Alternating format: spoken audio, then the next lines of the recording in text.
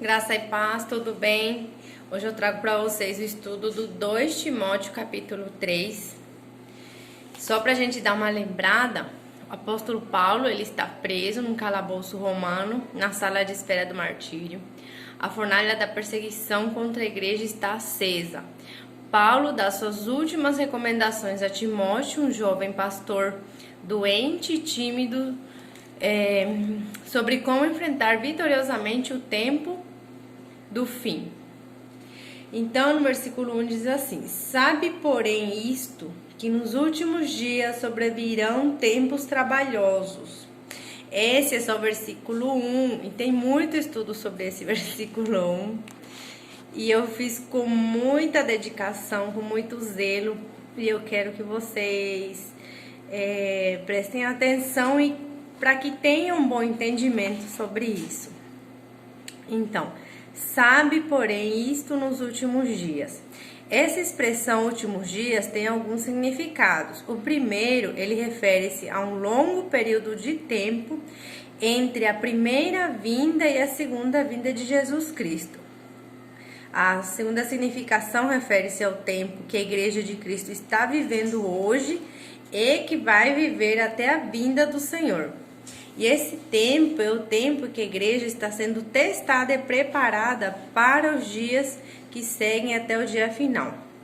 Refere-se a um período mais específico que precede imediatamente a vinda do Senhor. O significado exato, ele depende do tempo em que os escritores a usaram. Em Isaías 9:1-2, diz assim: os primeiros tempos, eles referem-se a antes de Jesus Cristo, nos tempos do Antigo Testamento, no período quando tinha escuridão e as trevas. E os últimos tempos, ele refere-se depois da vinda de Jesus Cristo, a revelação do Messias, a luz chegou aos nossos caminhos e tal. Para que vocês entendam, vou ler rapidinho aqui Isaías, a parte onde ele fala assim: Mas a terra que foi angustiada não será entenebrecida. Ele envelheceu nos primeiros tempos. Essa parte dos primeiros tempos é na época onde eles viviam nas trevas, na escuridão. Em Hebreus 1:2 fala assim: os últimos dias. Ele trata sobre o tempo presente e as coisas que ainda vão se realizar. Hebreus 1:2. Deixa eu ler aqui rapidinho para vocês também. Aqui, Hebreus 1:2. Havendo Deus antigamente falado muitas vezes e de muitas maneiras aos pais pelos profetas, a nós falou-nos nestes últimos dias pelo Filho. Está em Hebreus 1. E em 2 Pedro 3:3 tem uma outra perspectiva de visão também, que já é o futuro, porque lá em 2 Pedro 3:3 fala assim: virão nos últimos dias os escarnecedores, né? Virão. Então, diz assim, que não são coisas boas que esperam, né? Tudo indica que vai ficar pior do que está e tende a aumentar. Então, isso, para quem estiver vivendo naqueles dias, os cristãos que participarem, que tiverem nos últimos dias, para que a gente tenha essa noção profética, reveladora de Deus, né? Sabe, porém, isso, diz Paulo, né? Significa assim, Paulo, ele está alertando os cristãos do seu tempo e a nós, que a igreja precisa se despertar da sua zona de conforto e se preparar para os dias maus que estão para acontecer. Quanto mais os dias difíceis aparecerem, mais entenderemos que os dias da redenção nossa está próxima. Não temos que nos preparar somente para o aqui, a gente tem que estar preparado para o que vem. Acordar, perceber, ter uma compreensão inteligente da situação, mas que o mundo passará por grandes lutas, né? Tem uma coisa que eu achei muito interessante sobre tempos difíceis. Tempos, eles tratavam assim, o Kairos e o Cronos, né? O Kairos são ocasiões e épocas, sem cronologia. Cronos se trata sobre o relógio, o minuto, o dia a dia, uma conta específica. Difíceis, tem a tradução dela chalepós, né? Tempos difíceis. Então, chalepós significa violentos, perigosos, duros de suportar, aterrorizantes e problemáticos, né? Então, Calvino diz assim: a dureza ou o perigo desse tempo é, na visão de Paulo, não um tempo de fome ou de doenças, nem de quaisquer outras calamidades ou enfermidades que caem sobre o corpo, mas esse tempo são os modos ímpios e depravados dos homens. A última medida que ele fala da imoralidade violenta que acompanha esses últimos dias. Tem pessoas que têm pavor, né, em pensar nesses tempos, mas eles certamente virão. Não podemos ignorar o que as Escrituras dizem sobre os dias finais. Não podemos pensar que Deus perdeu o controle das coisas, mas Ele vai permitir e temos que estar sempre prontos, ensinando aos nossos filhos que tem um Deus providente que vai cuidar deles, seja o que for que Ele venha fazer. Eles estarão nas mãos deles, assim como nós estamos na mão de Deus, né? A violência será incitada pelos demônios. Deus vai soltar os homens assim mesmo, e eles farão coisas que nem eles sabem e nem sequer pensam que são capazes de fazer. Seremos testados e provados, mas também seremos perseguidos pelo nome de Jesus. Aliás, ele fala isso várias vezes, né? Paulo adverte a Timóteo e aos crentes, mas Jesus diz, né, bem-aventurados aqueles que são perseguidos por minha causa. Então, nós temos que ensinar os nossos filhos a terem a sabedoria e a disciplina na palavra de Deus, porque tem muitas informações e nós mesmos sabemos disso, né? Então, ensinar esses tempos a eles que vão ter que enfrentar com consciência para que não se esqueçam. Mirar dias vindouros como o dia final, confiar nas promessas de Deus com fé para o futuro. Entendamos que no meio da dor e do sofrimento há sempre uma palavra de encorajamento, de esperança, em dias melhores, em coisas que perduram para sempre. Tempos de glória, porque Ele vai nos levar à sua eterna glória. Em segundo lugar, fala sobre a causa da sociedade. A gente vai ver uma descrição do apóstolo. A sociedade está decadente porque os homens estão invertendo os valores de Deus. Paulo diz que as pessoas direcionam o seu amor para si mesma, para o dinheiro e para o prazer. Poder, dinheiro e sexo. Deus ordena que o amemos acima de todas as coisas e que amemos ao próximo como a nós mesmos. Mateus 22, 34, 40. Mas se amarmos a nós mesmos, acabamos ignorando a Deus e amando as coisas e usando as pessoas. Esse é o triste diagnóstico da sociedade. Nos versículos 2 ao 4 ainda, diz que a conduta moral é corrompida. O diagnóstico que Paulo dá à sociedade é sombrio. Em primeiro lugar, a conduta moral em relação a nós mesmos. Esse é em primeiro lugar a nós mesmos. Tem 4 pecados mencionados aqui. No momento em que as pessoas tornam sua vontade e seu desejo o centro da sua vida, destrói a relação com Deus, a obediência a Deus e o amor com o próximo se torna impossível, porque a essência do cristianismo não é o egoísmo, é o amor ao próximo, né? Que serão egoístas. Essa é a primeira em relação a nós mesmos. Serão jactanciosos, fanfarrões. Refere-se às pessoas que tocam trombeta proclamando virtudes que não têm. 3. Os homens serão arrogantes. São aqueles que têm mania de grandeza, veem a si mesmo como superiores aos demais. São pessoas soberbas na igreja. E a estas pessoas Deus resiste. Está em 1 Pedro 5,5. O 4. Os homens não terão domínio de si. São escravos de si mesmos, dominados por suas paixões, desejos, vícios. São escravos da ira, da língua, do sexo, das drogas. Esse caminho é inevitável, o caminho da ruína, porque ninguém pode dominar nada a não ser que, em primeiro lugar, domine a si mesmo. Agora ele fala sobre a conduta moral em relação ao próximo. São 6 pecados mencionados aqui. São assim, se eu for citar, é tudo muito rápido, mas é um estudo sobre cada um de novo, para a gente ter uma noção sobre isso, né? Então, diz assim, em relação ao próximo, serão implacáveis, sem trégua, sem acordo, sem perdão. Refere-se às pessoas irreconciliáveis, cujo ódio arde como fogo. Olha aqui esse exemplo, que forte. Um indivíduo aspondos age como os moabitas, que não satisfeitos em nutrir o ódio consumados pelo edomitas, exumaram o corpo do rei de Edom apenas para queimar seus ossos. Está em Amos 2:1. Então, ela trata-se de uma ira que não cessa em arder. Nossa, implacável, né? Muito forte isso, né? Não tinha noção até fazer esse estudo.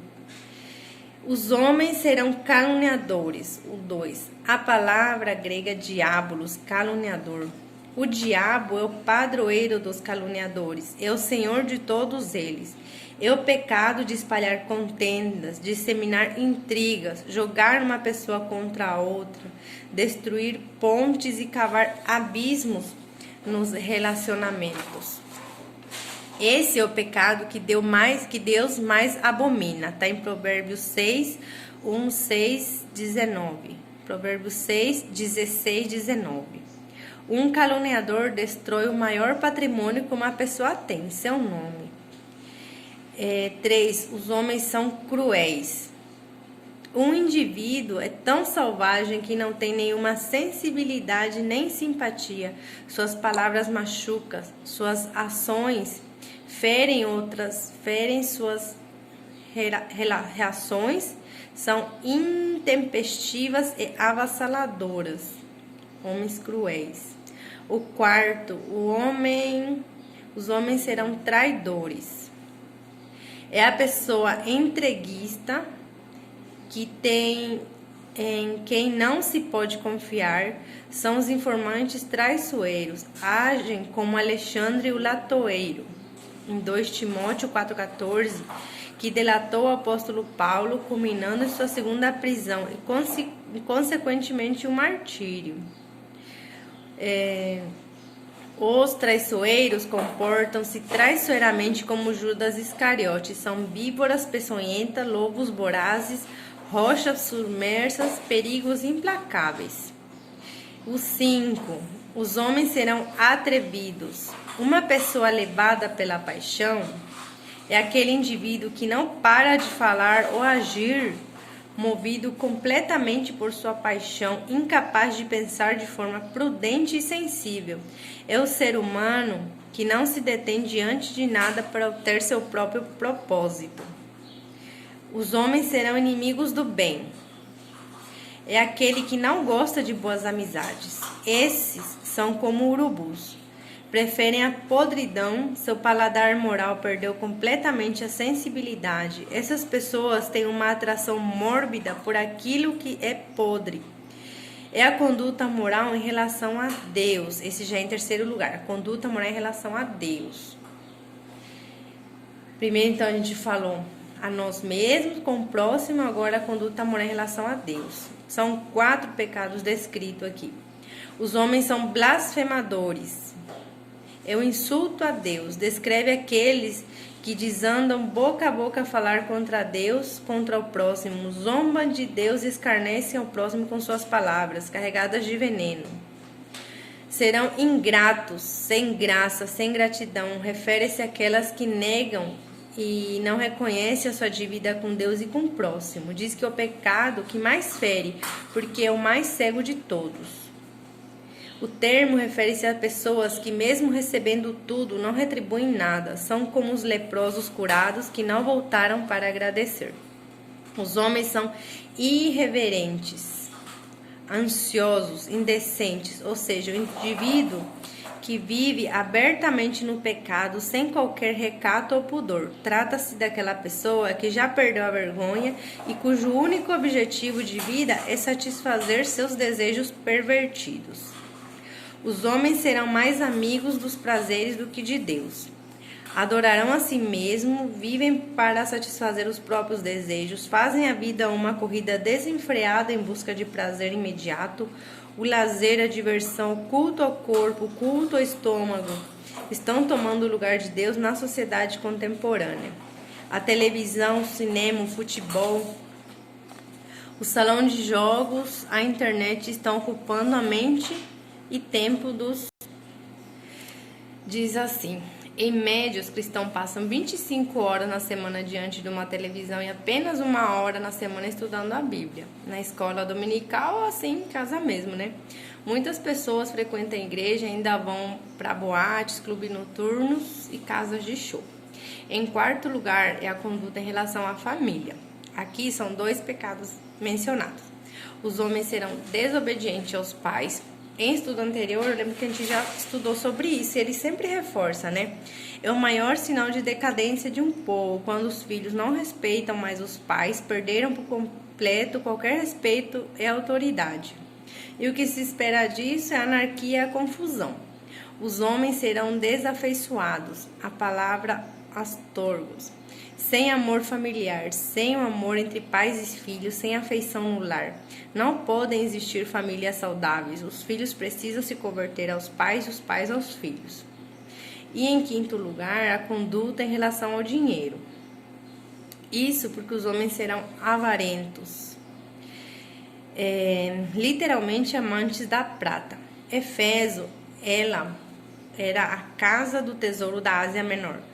Muitas pessoas ali se perderam não por causa da pobreza, mas da riqueza.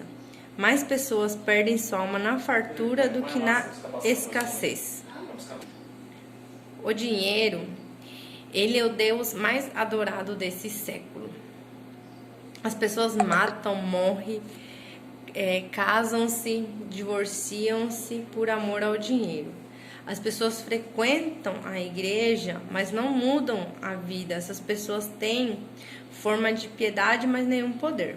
Paulo descreve no versículo 5 pessoas que frequentam a igreja, cantavam hinos, diziam amém às orações e deitavam no dinheiro.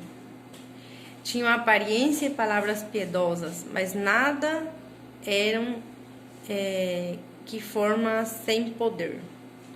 Aparência externa sem realidade interna, religião sem moral e fé sem obras.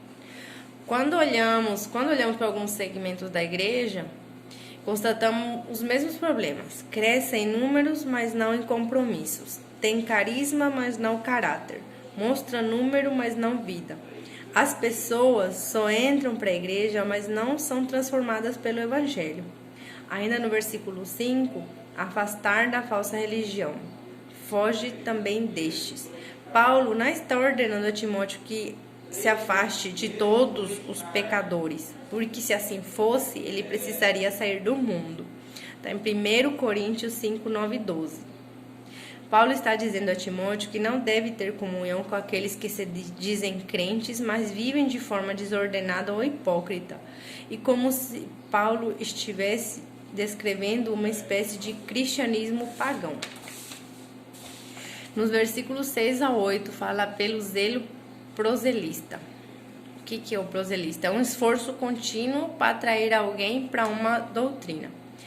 Pois estes entram sorrateiramente nas casas, lá no versículo 6, e conseguiam cativar mulheres nécias, carregadas de pecados, levadas de várias concupiscências.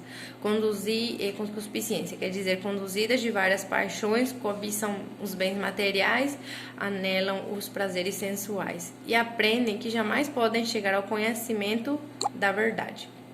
Assim como a serpente aproveitou o momento que Adão estava distante de Eva, também esses falsos mestres se aproveitam da ausência do marido para apanhar em sua rede essas mulheres sem envergadura moral, desprovidas de capacidade intelectual. Diz que não era o amor à verdade que as impelia a aprender, mas somente um mórbido amor às novidades. não indica que todas as mulheres sejam assim, nem que todos os homens também sejam vulneráveis ao arde dos falsos mestres. No versículo 8, cita ali Janes e Jambres. Eu não sabia o que era, olha o estudo. Viu por que é importante a gente ter esse estudo? Era o nome dos magos da corte do faraó que resistiram a Moisés quando este tirava o povo de Israel da escravidão do Egito. Esses magos, eles queriam fazer os mesmos milagres operados por Deus por intermédio de Moisés, mas seu poder se revelou limitado. Está em Êxodo 7, 11, 8. Êxodo 7, 11, 8, 7. Eles também foram atingidos pelo juízo de Deus. No versículo 9, o fracasso inevitável. Paulo afirma que os falsos mestres não terão sucesso permanente. Por fim, terá de vir a luz e a verdade e será certamente restabelecida. Deus preserva sua verdade na igreja. A falsidade não pode sobreviver. A luz prevalece sobre as trevas. Ande com Deus, no versículo 10 e 12. Eu coloquei aqui para citar, mas eu já vou dar o estudo direto, tá? Ande com Deus. Por isso, então, deveríamos seguir o exemplo fiel de Paulo. Precisamos de líderes que sirvam de modelo para os mais jovens. Precisamos de pessoas que falem a verdade e vivam a verdade. Quais são, então, essas marcas desses líderes? Paulo, ele não era um teórico da fé. Ele praticava o que ele ensinava, né? Então, a gente já sabe tudo aquilo que Paulo passou. Não sei, foi tanta coisa, até cobra parece que mordeu ele e tal, né? Ele passou, mas ele continuava praticando, né? Aí fala ainda no versículo 13 e 12, fidelidade à palavra de Deus. Não obstante, as centenas de livros evangélicos, as centenas de bíblias de estudo, estamos vendo uma geração analfabeta de Bíblia. Os crentes não têm firmeza. Eu coloquei assim aqui, que eu lembro uma vez num culto, o pastor Alex falando lá em cima, para levantar a mão quem já leu tudo a Bíblia. Não seja aquele crente que não leu a Bíblia, né? Então, eu quero isso para mim, foi um propósito que eu coloquei para mim, e eu vou ler a Bíblia toda ainda. Não tá, com esse nosso estudo já tô mais da metade, eu acho, né? Então, é um objetivo particular meu. Então, as pessoas buscam a salvação e não o Salvador. Eles querem as bênçãos, mas não o abençoador. Querem as dádivas, mas não o compromisso. A cada geração, precisamos estar atentos aos perigos das inovações. Os líderes estão formando igrejas como se fossem franquias empresariais. No versículo 16. As escrituras sagradas são confiáveis, úteis. A Bíblia é o livro dos livros, inspirada por Deus, escrita por homens santos, concebida no céu, nascida na terra, odiada pelo inferno, pregada pela igreja, perseguida pelo mundo e criada pelos fiéis. A palavra de Deus é infalível, inerrante, é suficiente, é